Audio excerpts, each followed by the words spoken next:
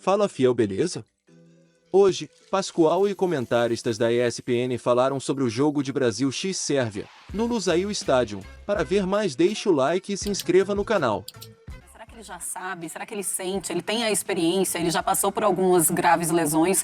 Então a gente fica, claro, desejando boa sorte para todos nós, torcedores brasileiros, mas daqui a pouco a gente traz mais informações do Neymar para vocês, fãs de esportes. Agora, André Kfouri, é um Brasil que se mostrou tão maduro, porque ele primeiro sente todo o jogo. Você vê um primeiro tempo que o pessoal fica, vai lá, acelera. Mas era um primeiro tempo que precisava ter a leitura do adversário, e é isso que o Brasil faz.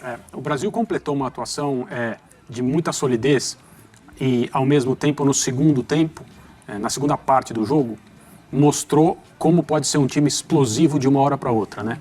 No primeiro tempo, eu acho que a seleção brasileira foi um pouco mais discreta, embora tenha acontecido 3 lances que poderiam ter mudado e facilitado o caminho da vitória da seleção brasileira. Logo no início, um passe absurdo. Um passe assim, pornográfico do Casemiro para o Neymar, e o Neymar não conseguiu dominar como ele queria. Aliás, faltou um gesto técnico nessas 3 ocasiões. Depois o Thiago Silva para o Vinícius, ele não consegue dar o toque na bola. Ele olha para a bola e não olha para o goleiro, Isso. né, André? E depois Paquetá com Rafinha na tabela pelo lado direito. O Rafinha consegue finalizar, mas é muito fraco e muito fácil para o goleiro da Sérvia. Foram 3 oportunidades, não é pouco. O gol poderia ter saído em qualquer uma dessas 3.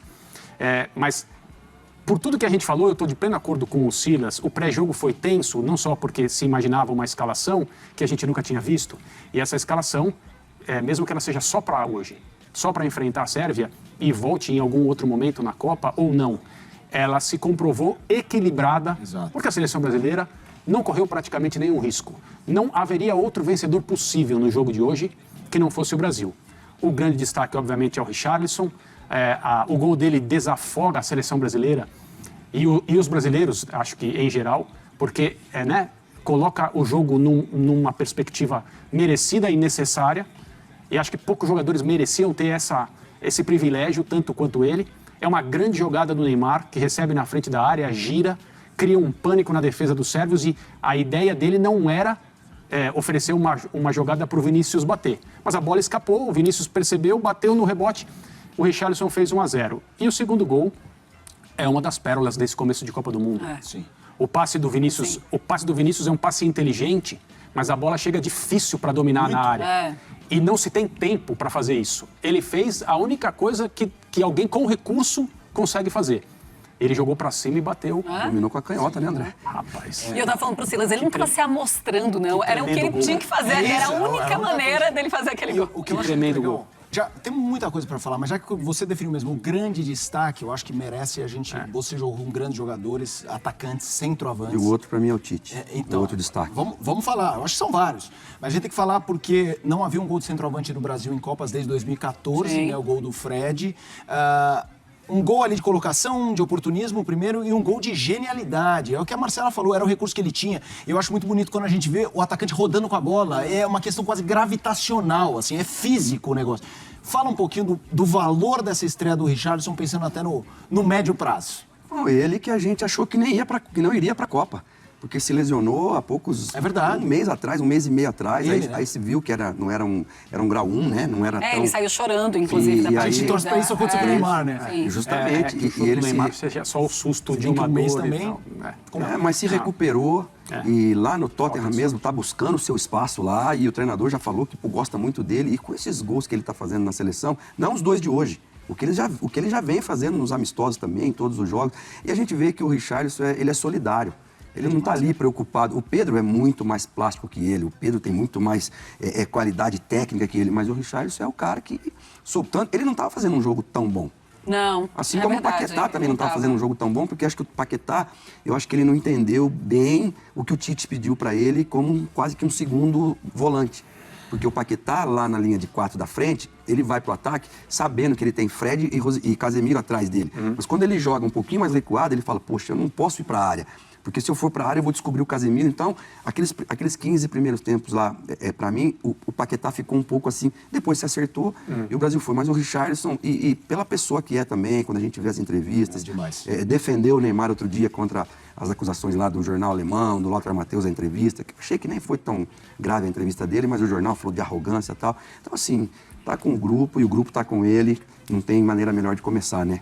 A gente tem uma tela mostrando os números do Richarlison na partida. Vamos mostrar e aí a gente já fala mais sobre o jogador, sobre o centroavante da seleção brasileira, que fez 2 gols hoje. Olha aí, 79 minutos, 2 gols, ações na área rival 3 chutes, 2 chutes certos. Ele está no ranking ali dos gols, né, logicamente, e também nos chutes certos também, logicamente. Mas ações na área rival também, né, ficou ali no quarto do ranking do time. É a frieza dos números, André, mas mostra, assim, que era um Richarlison que em algum momento a gente estava esperando mais dele. A gente queria que ele aparecesse mais na partida, até que ele consegue fazer o primeiro gol e depois o segundo. Um dos trabalhos do Tite nesse ciclo era entender como utilizar um jogador que leva o nome às costas e que tipo de função ele queria desse jogador, ou desses jogadores, porque ele tem mais, né? Todas as palavras elogiosas do Tite ao Gabriel Jesus, que vai para a segunda Copa com ele, pelo trabalho que o Gabriel faz sem a bola, por mais que algumas pessoas não gostem ou não entendam, ou achem que um atacante não pode passar uma Copa do Mundo sem fazer gols, por melhor que seja o seu trabalho tático para a equipe, é só ver o Gabriel Jesus jogando pelo Arsenal. Eu não sei se existe um outro jogador de ataque que desarma tanto quanto ele. E ó, é o seguinte, a gente tem muitas informações sobre o esporte, claro, todo o nosso time que está no Catar apurando desdobramentos da história do Neymar, já circulam imagens, fotos dele deixando o gramado com o tornozelo, realmente no uma banco bola. de reserva, Exato. A gente vai colocar um momento do banco. Essa é a do banco, né? Mas a gente já vê, inclusive em redes sociais, o tornozelo. Ele chora muito. Né, chora muito, e é o que o André até falava antes do ar, né, da gente entrar no ar. Às vezes, né, Marcelo, o jogador, eles têm uma memória de tanto apanhar desde a infância, que eles sabem o que é uma pancada e o que pode ser algo muito maior do que a pancada. A imagem chamou muito a atenção. Pois é, a gente está vendo, daqui a pouco a gente vai falar o Gaciba também, mas a gente tem uma tela mostrando os números de faltas em cima do Neymar.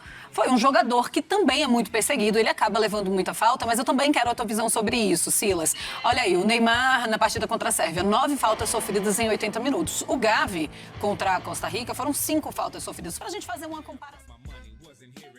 E aí, fiel, o que acham do que os comentaristas falaram?